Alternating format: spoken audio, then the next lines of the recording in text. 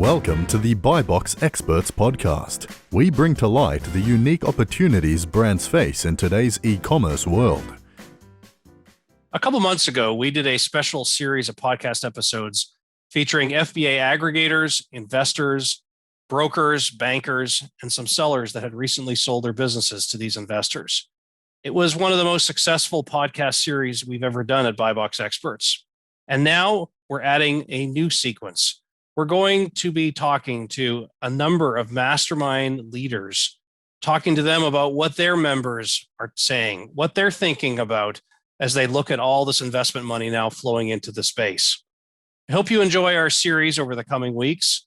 And I want to thank the folks at Getida, our sponsor for this series. Getida is a global leader in Amazon FBA auditing reimbursements, analyzing Amazon data and reconciling FBA inventory, filing claims for reimbursement on the behalf of sellers. Check out getida.com to learn more. Enjoy our series. Hi, I'm James Thompson, one of the hosts of the BuyBox Experts podcast. I'm a partner with BuyBox Experts and the former business head of the Selling on Amazon team at Amazon, as well as the first account manager for the Fulfillment by Amazon program. I'm the co-author of a couple of books on Amazon, including the recent book, Controlling Your Brand in the Age of Amazon. Today's episode is brought to you by BuyBox Experts. BuyBox Experts takes ambitious brands and makes them unbeatable. When you hire BuyBox Experts, you receive the strategy optimization and marketing performance to succeed on Amazon. We also support investors with due diligence services. Go to buyboxexperts.com to learn more. Before I introduce our guest today, I want to send a big shout out to the team at Getida, a global leader in Amazon FBA auditing and reimbursements. Getida analyzes your Amazon data, reconciles your FBA inventory, and files claims for reimbursements on your behalf. To learn more, check out getida.com. Our guest on the podcast today is Andy Slamans, founder of AmazingFreedom.com, a program to train people on how to begin selling on Amazon, scaling to $1 million a year in sales through reselling name brand products through retail and online arbitrage. Within Amazing Freedom, Andy also runs the mastermind group called Amazon Seller Tribe, where he teaches sellers how to build private label brands of their own.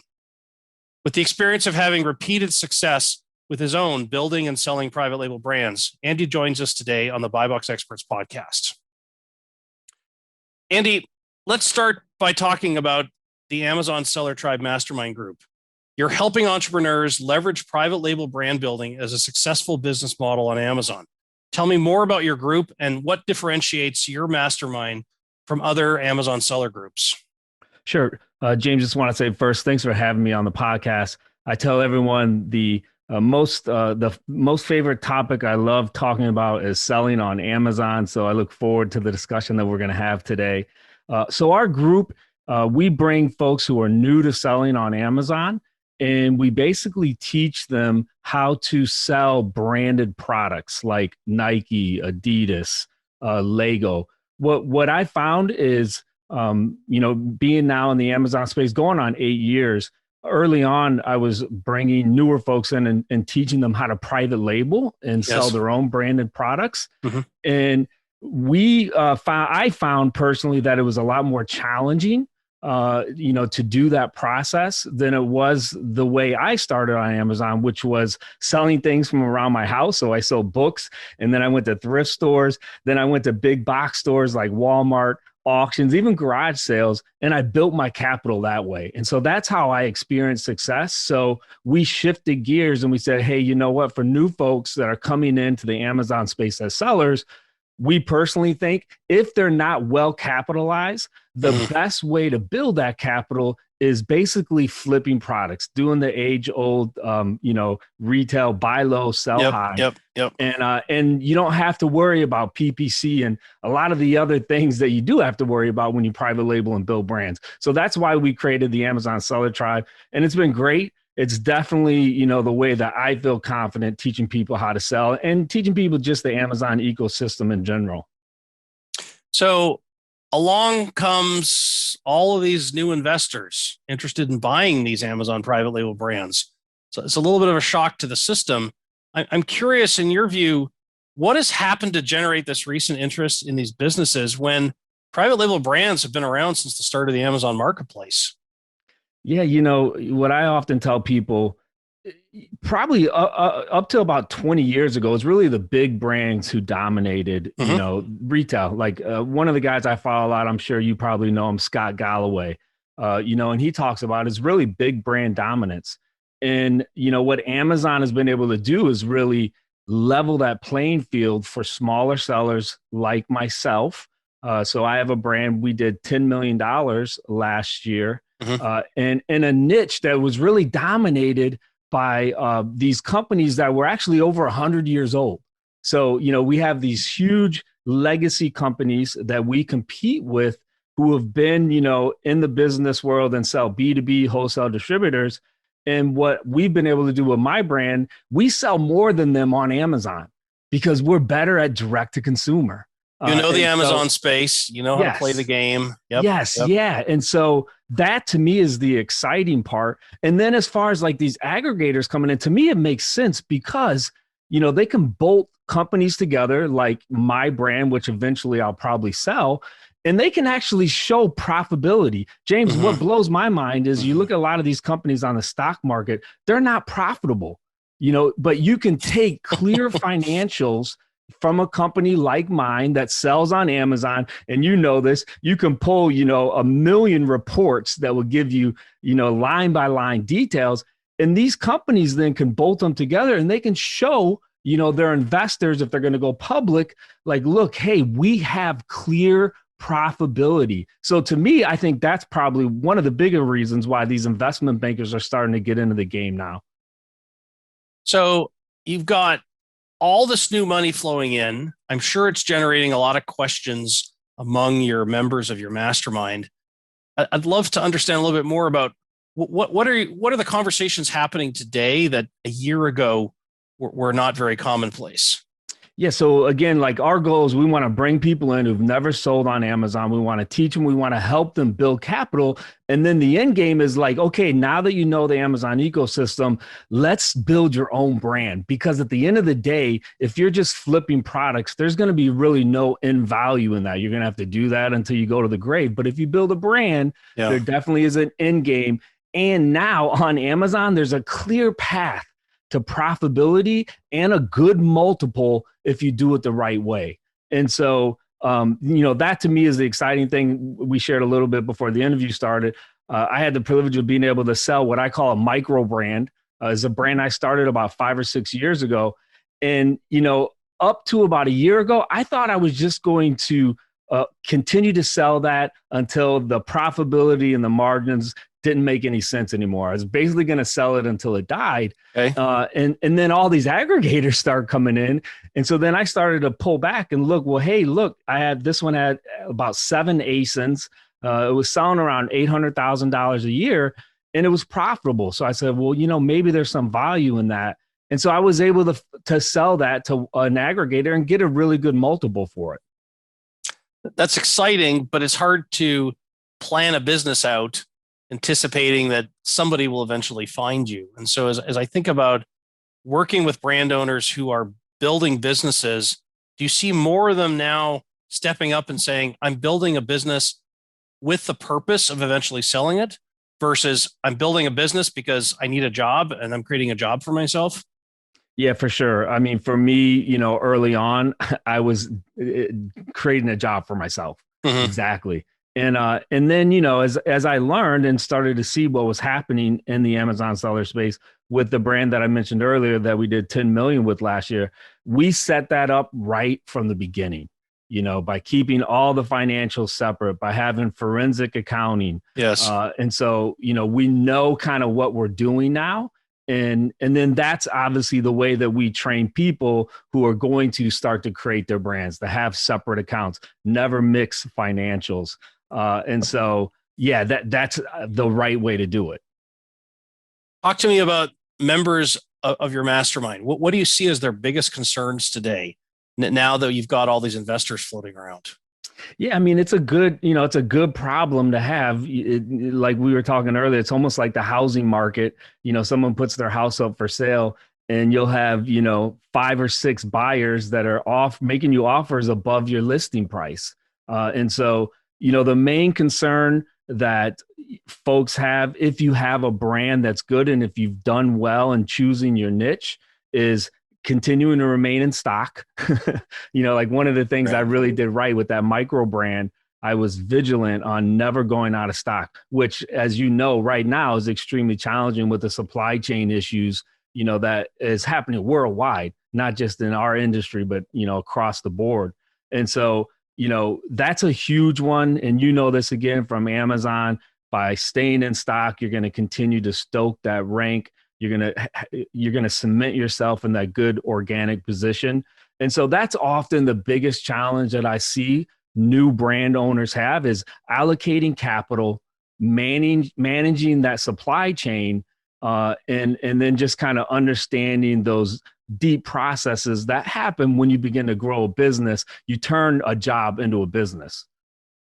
So let me ask you this. You've got a lot of private label sellers saying, okay, maybe I'm ready to think about selling because I'm not quite sure how much longer this pay dirt is going to continue. How would you give guidance to some of these brands around figuring out when's the right time to sell, and do they still have time to keep building their business before they ultimately look to exit? Yeah. So, I mean, that's really, it's a business question, but it's also kind of a personal question. As far as where does that owner see their brand going? Do they see competition coming in and possibly driving down their margin? Do they have anything proprietary? Most of the time for Amazon sellers, we don't necessarily have proprietary things regarding our products or our business. If someone does have a patent, then that makes their business so much more valuable. And, not only a patent, but if they also have the capital, to kind of fight off potential patent issues, then I think you want to keep growing your brand, if you're in that position. But, for us, it definitely comes down to, where do you see your niche? Where do you see the competition coming in? And if you don't have anything proprietary, that's kind of a gut check. Like, do you have a unique selling point? Because if you don't, especially with these aggregators now coming in, right, who have 800 full-time employees, if they buy one of your competitors' brands, they can really clean your clock. Yeah, that's true. And so to me, as a private label brand owner, that's one of my, I wouldn't say scariest things, but one of my concerns, that if a competitor of mine is bought by one of these big aggregators, they just have the machine, right, to really come in and potentially could make life difficult for a brand owner. So let's run through a number of issues as we think about the next generation of private label sellers adapting to this changing environment where there are investors available on the other side, so to speak. Talk to me about what you're seeing owners doing to improve the way they document operating procedures. Sure. Yeah, one of the things that we've tried to do with our brand, so I'll just kind of speak out of our personal experiences. We've tried to build what we call a moat, right, against our competition. So what are our unique selling points? And, as we work with different brand owners, that's often one of the first questions we ask them is, what are the unique selling points? How can you build a moat, against competition that makes your brand different? And so, for us, like, we've really focused on customer service. That's one of the ways that we've been able to kind of differentiate. And especially as you have a lot of international sellers coming on Amazon more and more every day, that's like a huge part of the competition. And so, what we try to coach them on is like, look, pick 2 or 3 areas that you are going to make your company, your brand is going to be different than what's available out there. And then how are you going to execute upon that? Because then when you do get to that point where you are going to, potentially sell your business, like, those are the really the core foundational pillars that you are going to be able to show to that aggregator or to that company that's looking to buy your business. What about issues around how brands are rethinking how they manage their P&L or their metrics, with the anticipation that that's now going to matter to somebody external who's going to look at those? Yeah, I mean, again, from like day one on this brand that I've been building for the last 2 years, Mhm. we just made sure that we had everything was, from a forensic accounting approach. And so, again, if you talk to anybody in business, they're going to tell you that's what you should do. But a lot of times, if you go back 3 or 4 years ago as Amazon sellers, like you said earlier, we were just kind of looking at this as a job Yeah. and didn't necessarily see it as a business. And so that's always the number one area that you got to make sure all of your T's are crossed, right? And your I's are dotted when it comes to the financials, because they're going to comb through and they're going to dig through everything. So when I sold my micro brand, they get in contact with my freight forwarder, with my customs agent. They have to have access to my business bank account records, and they're going to match everything. These guys are good. They're investment bankers. Yeah. And so if and I was actually surprised at how thorough they go through and with their due diligence, combing through every single dollar that's been spent, in your business. How should new brand owners today getting started on building their own brands, how should they be thinking about a time frame, setting a time frame between launch and potentially selling? How do you see that conversation going?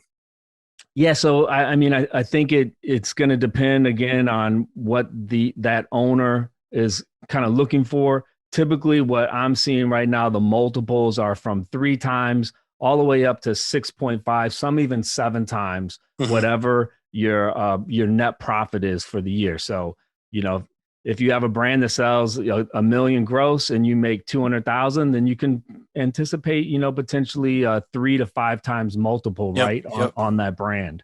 And so it, really depends on how you want to exit. Do you want to exit with 10 million? Well, you're going to have to grow that, a bit.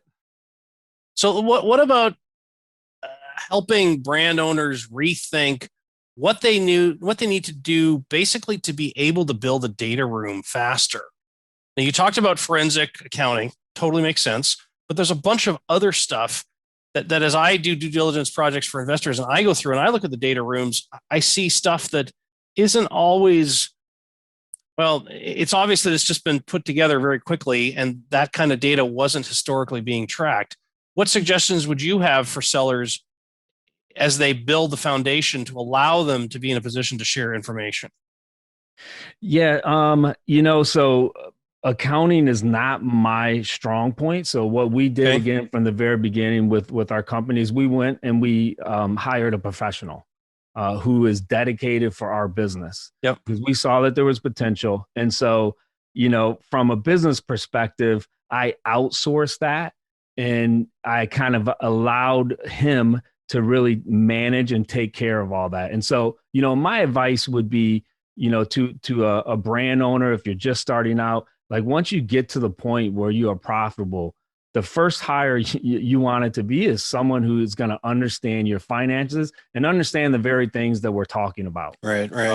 That is going to be able to put all of that data together and is going to help you, because at the end of the day, that's going to help facilitate your sales so much better. So the mechanics of building a business is one part of the equation, but one of the other big mechanics is figuring out, how am I building this brand? What is essentially the minimum set of requirements I need to be able to say I have a brand versus just a white labeled product? How do you think about branding on Amazon versus what your 100-year-old competitor might be thinking about branding? Yeah. So, that's the amazing thing about on Amazon is, I tell people this all the time. If I wanted to sell a ballpoint pen, I have one here in my hand, and I wanted to create Andy's ballpoint pen, I can do that in 2 hours. And if I've never even sold on Amazon, and I have the right UPC, the GS1 codes, Amazon will allow me to list that ballpoint pen. And this to me is still mind blowing, James. I'm sure, because you're in the Amazon space all the time. If you are willing to spend on PPC and ads, you can actually get this ballpoint pen to show up on the first page, of that digital aisle. Yeah. And can you imagine the work you would have to go through if you were to try to get Andy's ballpoint pen at a Walmart or at a Target? I mean, you're spending thousands and hundreds of thousands of dollars to get that, especially in the checkout aisle, which is the premium placement, right? Right. Amazon allows us to do it in 2 hours, even if you've never sold on Amazon before. Yeah. You know, and as long as you get, you know, those sales and it's relevant to the keyword, you're going to continue to sell and your product's good. The reviews come back. And so that to me is the mind-blowing part, that Amazon allows us to be able to do that. And so that's kind of like the starting point. People have to recognize the amazing opportunity. How long will that happen? I don't know. I mean, at any time, Amazon, we know they want to be the everything store, the lowest priced everything store. Yeah. Right. But I mean, how long before Amazon says, you know what, we're just not going to let people jump on our platform for $40 a month, you know, which is pennies.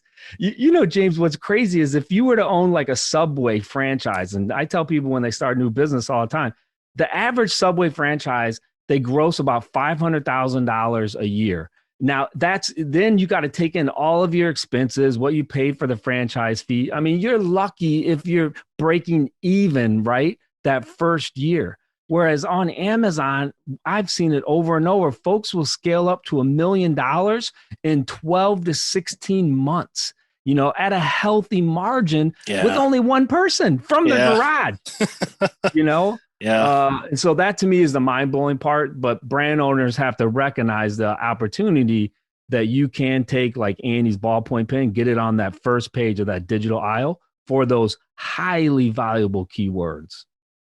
The flip side is those 100-year-old national brands who are used to doing business one way and being successful one way. Now along comes the Amazon marketplace, and some no-name guy can start selling ballpoint pens against them and actually eating their lunch, which is pretty amazing stuff. Yeah. And then you add in social and influencers that, again, a lot of these legacy brands, they're starting to utilize now. But, you know, like for our brand that we have, every day our team is reaching out to these influencers and saying, hey, look, can you test the product? We're willing to give it to you for free. You know, would you leave us a review? What is there anything we can do to help you? And that's been hugely valuable in building up our brand. So we just had a gentleman that left a video, a YouTube video yesterday, and he actually had an issue with our product. He messaged on Instagram, our Instagram page, and our customer service team responded within 5 minutes. And the whole video was about how amazing it was that he was able to reach out to our team on Insta and then get a message back 5 minutes later, and we helped him solve that problem. So, I mean, you cannot pay enough money, right, for a video like that. Right. And then all the comments in the comment section was, that's right, I've worked with this company before. Their customer service is amazing. Legacy companies haven't caught on to that yet. You know, they're too busy paying their salesmen, paying their middle managers, you know, and on up. They don't understand the value of that on the street cred that you can get from these influencers.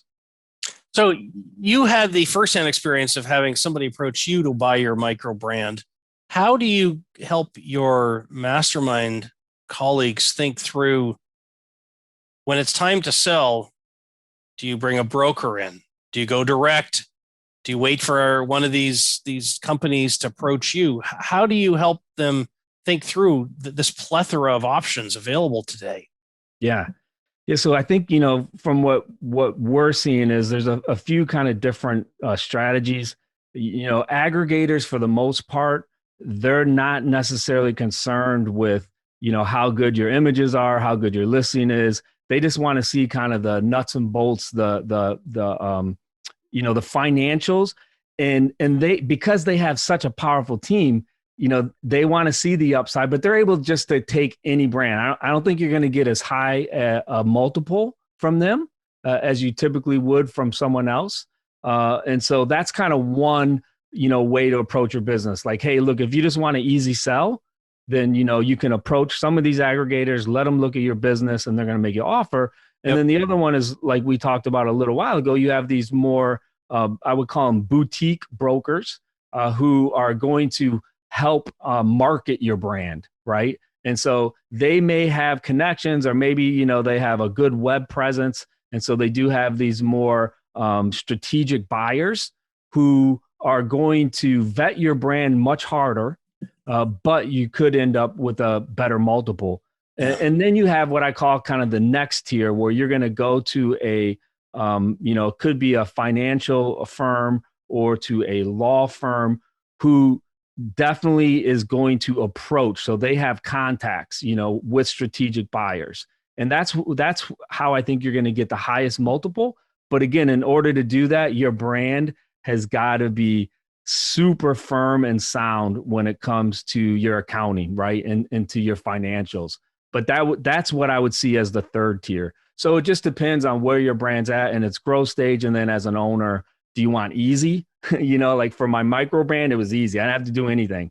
I showed it to the aggregator, gave him access to my Amazon account, to all my records. They were able to do everything. I didn't have to do anything. And then they offered, they made me an offer and it was good to me and I took it. So what does your mastermind group do today to help its members prepare to be evaluated or prepare to sell their business? Yeah. So, one of the first things that we ask is, hey, look, is your account separate? Yeah. So like I'm working with a seller right now. He's got a good private label brand. The gross on it's about $1.5 million. And he had it mixed in with his account where a lot of the retail, what we call retail and online arbitrage. So I said, hey, look, one of the first things you do, let's go ahead and separate it, get a new approved Amazon account. And so get that totally separate. So that's the first thing that we say, like if you have other stuff mixed in, get another approved account, get everything separate and start treating this as a separate business. How do you help your colleagues think through irrelevant costs or trimming off some of the fat that they might otherwise have in running their business? Yeah, I mean, our thing is we always say you want to bootstrap until it's so painful or until it's impeding growth that you then have to, hire or, you have to get other software that's going to become a monthly expense.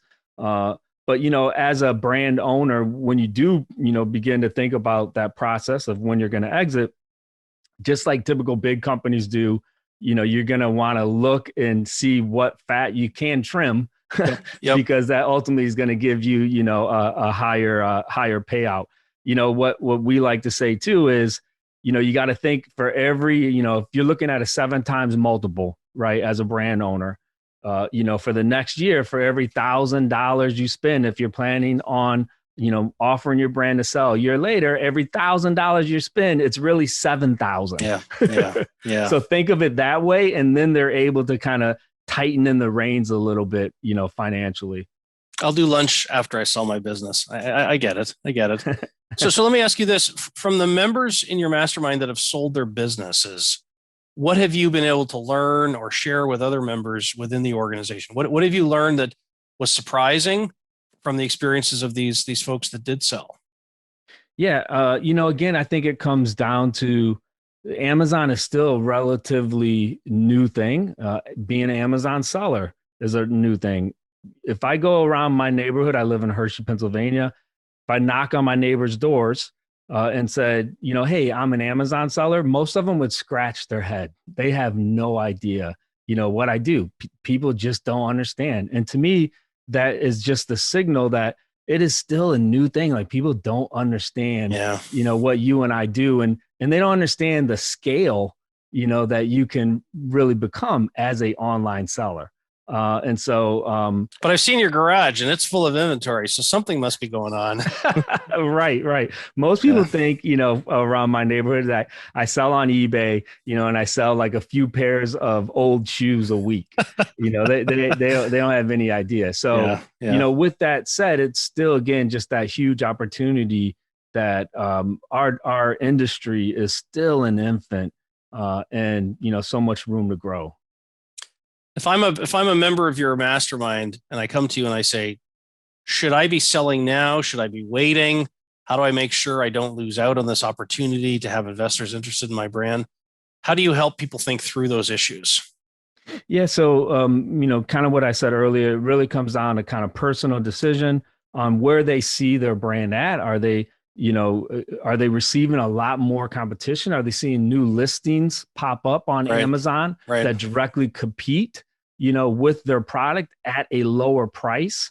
And so, if you're starting to see that, and if you haven't built that moat, then, you could look at, 14 months down the road, your brand may be less valuable. Right. I think always the best time to sell is, when your brand is going up, when you can tell a great brand story to those potential buyers, where you can show them upside. I mean, they're always going to value it initially on what your past profits have been, but where you can also tell that story of how you've built that moat, that to me is what gives you a lot more value. I want to finish up our discussion today by asking you a little bit of a trick question here. As these brands are being bought, the investors that buy them are obviously looking to do something with these brands. I'm curious, in your mind, how are these investors going to get their value out of these businesses when they're paying 6 or 7 multiple, and the half-life of most of these brands on Amazon is 2 years? How do you see this equation working? Yeah. So, it's interesting to think about. I often thought that, like, my micro brand that I sold, I started building that five years ago, and it was really kind of a commodity product. And I thought, the shelf life on this is going to be 2, maybe 3 years. Yep. However, because I managed it properly, because I never went out of stock, and because the product was quality, the reviews kept rolling in. And they were good reviews, and Amazon kept me in that 1, 2, or 3 organic rank position. And I was able to keep my price higher because my reviews were probably about 600 more than the next competitor. Like, the shelf life stayed good. Okay. And so that's kind of what I would push back to. I don't necessarily know. And again, every niche is different. If you're selling massage guns, then the shelf life is not going to last because you got, 400 pages of similar listings. Sure. But if you're in a niche that what I would call is kind of less competitive, more hidden, like, your shelf life, as long as you keep good quality, those reviews keep rolling in, Amazon is going to keep ranking you at that top position. Yep. And I don't know the answer to that. Like, how long will this product that I just sold, the brand that took it over, they're doing a really good job. And so they're actually increasing the rank on those 7 ASINs. And so, looking at it that way, these aggregators, they actually have a business, if, again, the company goes public, where they can show financials of, profitable products. And so, whereas unlike a lot of the businesses, a lot of the penny stocks, a lot of them are just kind of shell companies. This is actually a physical product business, right? What you and I do on Amazon. And there is value in having physical products. Now, obviously, you don't want to have products that, aren't selling. But if you can show that, then to me, there's definitely value to those future investors. Or if that company goes public, at the end of the day, it's going to be really how well is that aggregator run, and can they continue to combine great profitable products? That's how I see it. Andy, I want to thank you for joining us today. For those of you interested in learning more about Amazing Freedom or the Amazon Seller Tribe Mastermind Group, please visit amazingfreedom.com.